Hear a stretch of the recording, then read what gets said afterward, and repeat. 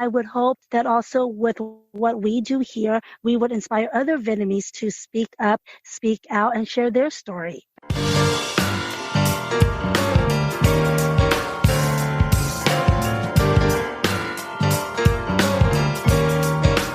Welcome to Heart with Anna. I am Anna Jaworski and a heart mom.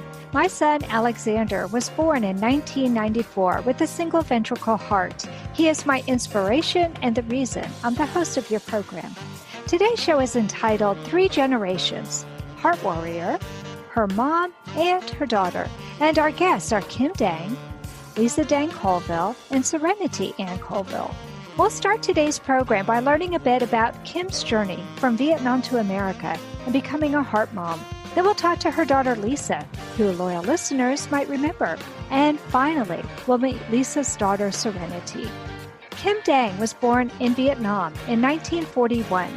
She came to America in 1975 as a refugee after the Vietnam War, where she lived with an American sponsor family.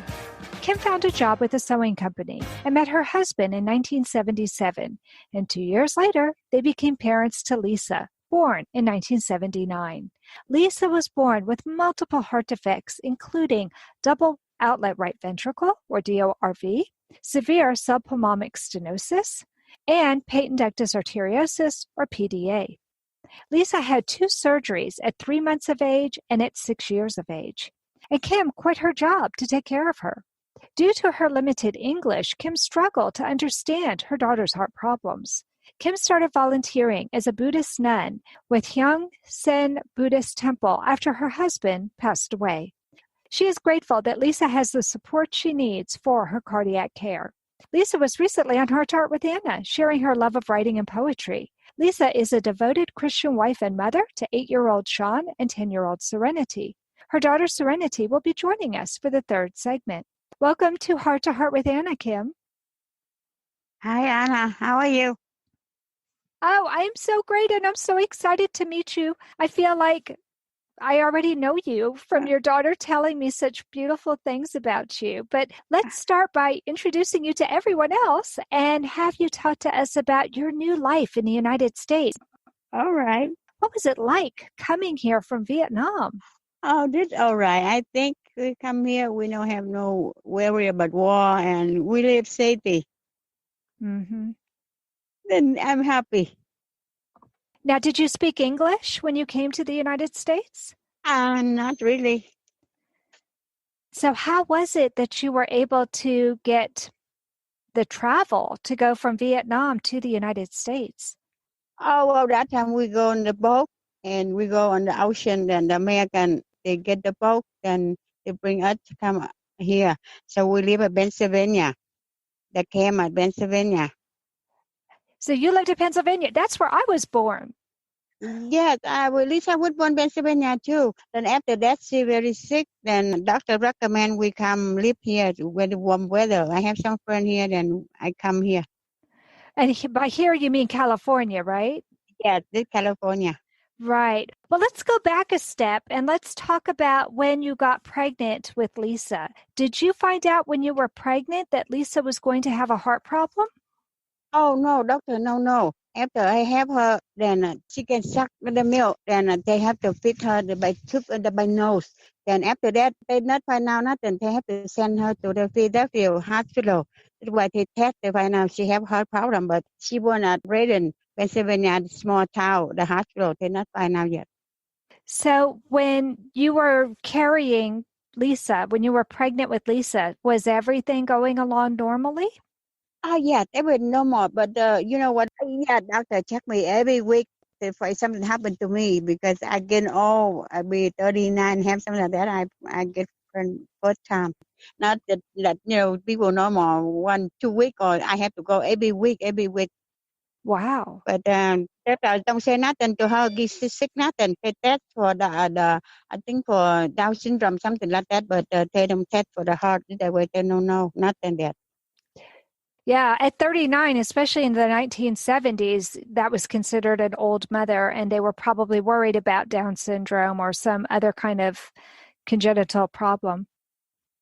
Yeah, they test that one, but they don't know nothing but her heart. After she go to the Philadelphia hospital, they test her. That's why they find out she have heart problem. Okay, so you must have been overwhelmed. Here you were in Pennsylvania, so far away from home. You didn't speak English fluently, and they came in and told you that your baby had a problem. Was there an interpreter there to be able to tell you in your own language? No, that time, no. Still, I speak a little bit English, and they talk to me. I understand a little bit, but that time they transfer her. I can go with them. I have to meet her like 1 or 2 days later in hospital. Right, because you were recovering from having the baby. Yes, Wow. Now, were you able to have the baby naturally, or did they have to do a C-section? naturally. Wow. Okay, so she was born in Pennsylvania. Yes, They took her away when she was having trouble feeding. yes, They realized she has a heart condition. yes. Could they take care of her at that hospital, or did they have to take her someplace else? Oh, they sent her to the Philadelphia hospital. She would go in Pennsylvania. Then they sent her to the Philadelphia Children's Hospital. Okay, well, Yeah. Pennsylvania's the state, and Philadelphia is one of the cities in the state. So, what city was she born in? Reading. Oh, she was in Reading. Okay, Yes. so how far away is Philadelphia from Reading? Oh, I think about an hour and a half. Oh, wow. Yes. So you were separated by about an hour and a half from your baby right after she was born. Yeah, but after that couple of days, then I go over there. They send me that I live at the McDonald house for a whole week. Then after this weekend, my husband come pick me up. I go home, but I come back like Sunday night because Monday I have to go work. Then I stay at McDonald house, $5 a day, something like that. I stay at hospital all day and I go sleep at the McDonald house. The Ronald McDonald House is a blessing to so many people. Yes. It really does help a lot. So when were you able to take your daughter home with you? Oh, 7.5 months, and after that, I then I take her home before Christmas.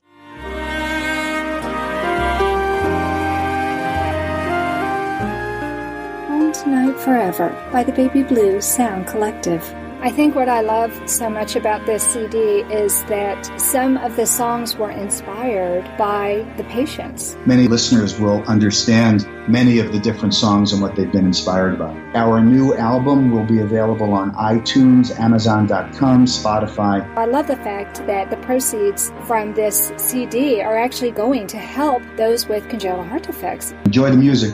Home Tonight Forever.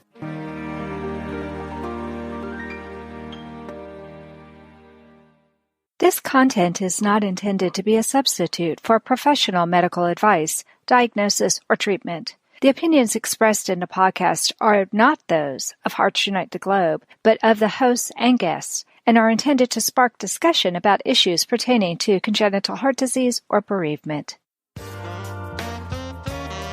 You are listening to Heart with Anna. If you have a question or comment that you would like addressed on our show, please send an email to Anna Jaworski at anna@hearttoheartwithanna.com. That's anna@hearttoheartwithanna.com. Now, back to Heart with Anna. I'd like to start this segment by talking to Lisa, our heart warrior. Lisa, welcome back to Heart with Anna. Well, thank you. I'm excited to be here, and I'm thankful that you involved my mother in this quest with us. I know this is so much fun. Your mom is a perfect delight. I so enjoy getting to know her in the first segment. Well, thank you. She enjoyed talking to you, too. She laughs a lot. We had fun talking, and I can't wait to meet your daughter in the next segment. But for the listeners who maybe didn't hear your other show, I'll make sure that I have the link to your first show in the show notes, and that's the description of the show. So, Lisa, why don't we go ahead and start by having you tell us what it was like for you to live in the United States, not where your people were from in Vietnam. Wow. Honestly, I didn't know no difference because I was born here, and I can hear stories from my parents, but honestly, I don't have cousins because, of course, they're all over there. So I grew up as an only child, and I have no Vietnamese cousins. So, yes, I don't know. It's different. Now that I think of it, when I was little, I didn't think a lot about it. But as I got older and started my own family, I go, oh, wow, I'm missing cousins. Yeah, yeah. Oh, I'm sure that would be really different if you were in Vietnam. You would have probably been surrounded by lots of other children your age, wouldn't you? Yes. So technically, I didn't really have kids around my age growing up that was Vietnamese or anyone who even had heart condition like me that was even American. So it was Right. just me. It was just Yeah. me with a heart condition. Okay. So did your mom try to immerse you in the United States culture, or did she try to also immerse you in the Vietnamese culture? Both. When Good. I grew up, we speak Vietnamese at home, but she let me watch American cartoons so that when I start school, I know how to speak English here and there. Mm. And then when I started school, of course, I come home, I would talk to her half and half. And mom be like, how's your day? First I'll start slow in Vietnamese. Then when I went really fast, I changed it to English. Well, your mom speaks kind of fast too, so I think you two were probably doing a good job keeping up with each other. Yeah. So it was both. And then the culture, I eat Vietnamese food. I know how to use a chopstick. And I join in holidays like the Chinese New Year. I get dressed up for all that, stuff like that. Oh, so that's cool. So you were able to kind of live in both worlds. Yeah, and I listen to Vietnamese music and American music. Now, what was it like having parents who were refugees? Did they fit into the culture the way your friends' parents did? Yes and no. Okay. So more like my mom understood when I want to say maybe 11-ish to like mid, probably junior high. She was okay with me going to the movies, going here and there. But dad, on the other hand, was kind of like movies at this age. And then he'd be like, oh, well, Mm, Vietnamese kids don't go to movies at this age. He'll bring that up. Like sometimes during lectures, he'll be like, well, if you were in Vietnam, this and this, it wouldn't be like this. Then mom would calmly say, well, we're not in Vietnam. She was born here and we can't really raise her that way. So, they try to raise me the American way, but also influence the Vietnamese. So in a way, mom was more lenient towards the American way. Dad was still on the culture side. wow. Well, that's nice though, because it sounds like they provided a balance for you. Yes, I ended up did having a balance. I mean, at first, dad was getting used to the idea of me, at this age, going to the movies, going to the mall, as in if you were in Vietnam, at that age, you'd be home shelving rice, out in the rice Mm, field, doing home mhm. stuff with the family. Right. Well, yeah. I mean, it really is a very different culture there. We have a very child-centered culture here in the United States, but in Vietnam, even the children are expected to help out. Well, yes, around that age, they should actually be able to take care of their brothers and sisters that are younger than them, do the laundry. And back then, trust me, the laundry's not the machine. And the Right. dishes. And of course, if they had one rice field, they would go out there with their parents in the morning and pick up rice, like seeds and stuff, and then come home and clean it out and then make that into rice. Wow. So your parents were kind of in for a shock themselves to see what it would be like for their children. They had no preparation, it sounds like to me, to even know how to raise a child in this country. No, because I think when they met, they already had friends that also came the way they did, but the friends already had kids from Vietnam. So the kids were born there, Mm, and then during the war, they came here like I want to say maybe toddler to junior high-ish age. And so they were kind of already born there. Some were already raised there till they were like 10, 11. And then that's when the war. So of course they came here at that age. My parents, however, already, like my mom said, in her mid 39, dad was like 41. So they were kind of aging, but also just having a mhm. child in the United States while they're aging, and then their friends' kids already were like teenagers at that time. Oh, wow. So, what was it like being raised as an only child? Do you think that influenced your decision to have two children? Yes, it actually did. Honestly, what really influenced me is when my dad passed away. And then I thought to myself, well, see, I lost one parent. If I lost the other, I Mm, really wouldn't have no one. Of course, my husband and my family. But then in the time, I thought, well, I want to give Serenity a sibling in case something happens to me and my husband. Then yeah, she wouldn't be left alone, like as in me. right, right, right. I totally get So that's why I decided to have the second one.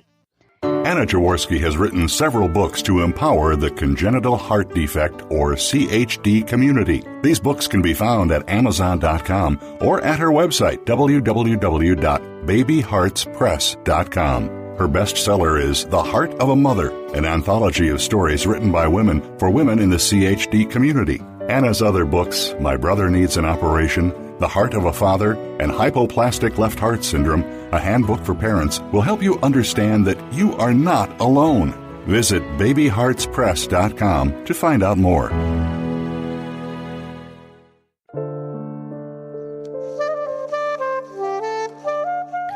Heart to Heart with Anna is a presentation of Hearts Unite the Globe and is part of the Hug Podcast Network. Hearts Unite the Globe is a non-profit organization devoted to providing resources to the congenital heart defect community to uplift, empower, and enrich the lives of our community members. If you would like access to free resources pertaining to the CHD community, please visit our website at www.congenitalheartdefects.com for information about CHD, the hospitals that treat children with CHD, summer camps for CHD survivors, and much, much more. In the previous segments, we talked to Kim and Lisa, but now it's time to meet Serenity. Serenity is 10 years old, and she's in the 5th grade. She loves reading, animals, online games, and watching Gilmore Girls and Netflix. Her favorite colors are purple and turquoise. She recently started archery. She's a big sister to Sean, has a German Shepherd, and a kitten. Welcome to Heart with Anna, Serenity. Hi. I'm so happy to meet you, Serenity, after having met your grandmother and your mom. So are you ready? No. Oh, you can do this. You can do it, sweetie. Here we go. Let's start by having you tell me about how do you feel about having a mother who has a congenital heart defect? Do you know what congenital heart defect means? Kind of. I mean, for you, Serenity, it may not really mean anything special because your mom is your mom. Most of us don't think of our moms differently like that. So is that just who mom is? Yeah. Yeah, that makes sense to me. Now, have you seen your mom without her shirt? Have you seen her scar? Yeah. Yeah? What do you think about her scar? I don't know. You don't know? Because my mom had a mole. Do you know what a mole is? It's a raised area of skin. And I used to think that that was just something that made her beautiful. And I found out much later that my mom never liked her mole, but I always thought it was something that made her glamorous. Okay. Serenity, tell me about what your life is like in California. What's a typical day like for you? Lazy. Did you say lazy or crazy? Lazy. Okay. Right now, we're recording this session during COVID. So it's not a typical time, is it? Are you still staying home from school or are you able to go to school? I'm at home. You're at home. Okay. So that probably contributes to it being a little bit lazy, would you say? Yeah. Yeah. So do you spend a lot of time watching television? Yeah. Yeah. So you're not out in a rice paddy picking rice like your grandmother had to do when she was a little girl, are you? No. No, you have a very different life than what your grandmother did, don't you? Yeah. Yeah. What are your favorite things to do? Play with my cat. That's a fun thing to do. And I saw you have a German Shepherd too. Do the cat and dog get along? Sure. Do they?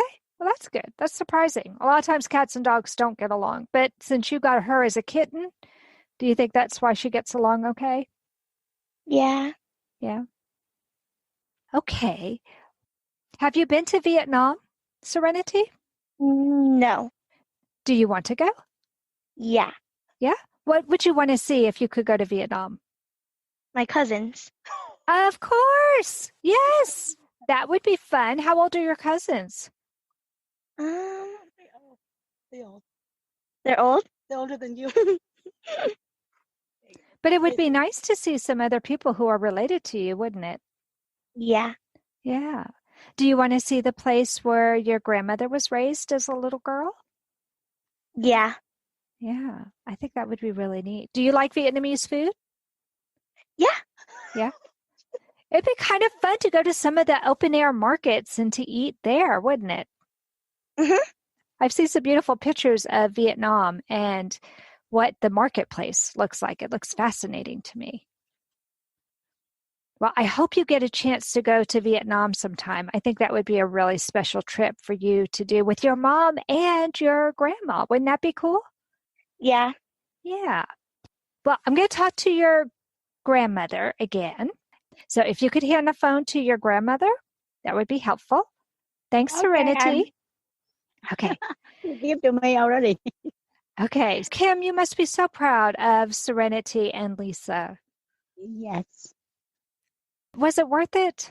I mean, I know you sacrificed a lot to leave your homeland and come to the United States, but looking at your granddaughter and your daughter now, do you feel it was worth the sacrifice? Yes. What's the best part about being in the United States? Oh, I'll come here. We live the free choice, but right now Vietnam okay, but still a lot of poor people live out there, Mm-hmm. and we can do nothing help, but that's okay. My family is okay, but now the people they live a little bit far in country, a little bit poor, yeah. Do you want to go back to Vietnam and take Lisa and Serenity to see where you were raised? Yes, I plan to go this time, but because I COVID, know. so I go away, then I go back over there. Yeah. Oh, I think it would be a wonderful trip for the three generations, Yeah, for you and your daughter and your granddaughter. I think that would be just lovely. yes. Thank you so much for coming on the program today and for sharing part of your journey with us, Kim. All right, thank you, Anna. Okay, you want to talk with Lisa, right? Yes, ma'am. Okay, all right, thank you very much. Thank you, sweetie. Lisa, it was such a delight talking to your mother and your daughter. You are quite blessed, aren't you, to have such lovely women in your life? Yes. Is there anything special that you would want people to know as a heart warrior living with two different generations, living with your mother nearby, living with your daughter? Is there anything special that you would want them to know about being a heart warrior? Wow. Yes, actually, I want them to understand that for a heart warrior that lives with three generations, it's really special because the mom sacrificed everything to take care of you, and then turn around, you yourself becomes a mother, even though at the time the doctor kind of gives you a chance like 50-50 or whatever chance certain warriors get. Mine was the 50-50. And then now to have my own daughter grow up, I don't know, it's like amazing, but at the same time, it's scary because what if I wasn't here? What if I wasn't born this way? Then, of course, the outcome would have been different. Or maybe I was born this way and then the 50-50 went a different way. So I don't know. To me, I'm blessed, but also to look back, it's kind of scary for my mother. And then it was scary for me. But then having my daughter at the time I was giving birth, I was scared. But somehow that scared went away after I had her, thinking, oh, what if she has the disease? Or what if I won't make it giving birth? That kind of scare. But other than that, it's been a wild ride, I should say. Yeah, I bet it has. I bet it has. But you're such a positive person. And I think you must have gotten some of that from your mom for her to leave her war-torn country and take a chance coming to a country where she didn't know the language. It must have been so scary, but she had faith. Yes. She had faith that this country would be better than where she's at. Maybe she could have decided to stay there during the war and hide out, but she took a chance that this will be better. So I'm thinking when she had me and I had CHD, she also had that faith. So whatever faith she had carried to me when I was sick. Sure. And you're a very positive person, and you're putting that onto your daughter as well. I hope so. So she's a delight. So thank you so much for coming on the program, Lisa. I would hope that also with what we do here, we would inspire other Vietnamese to speak up, speak out, and share their story. Absolutely. I love that. Well, thanks, Lisa. Let me say goodbye to Serenity, and then we'll have to say the show is over. I can't believe it. It's happened so fast. Here she is. Serenity, you did such a good job, sweetheart. Thank you so much for coming on my program today. You're welcome. I know it was a little bit scary for you to do this for the first time, but I'm excited that you got a chance to share a little bit of your story. Okay. That does conclude this episode of Heart to Heart with Anna. Thanks for listening today, my friends. Next week on Tuesday at noon Eastern Time, we'll have another brand new episode. Until then, please visit us at www.heartsunitetheglobe.org or anywhere you listen to podcasts. And remember, my friends, you are not alone. Thank you again for joining us this week. We hope you have been inspired and empowered to become an advocate for the congenital heart defect community. Heart to Heart with Anna, with your host Anna Jaworski, can be heard every Tuesday at 12 noon Eastern Time.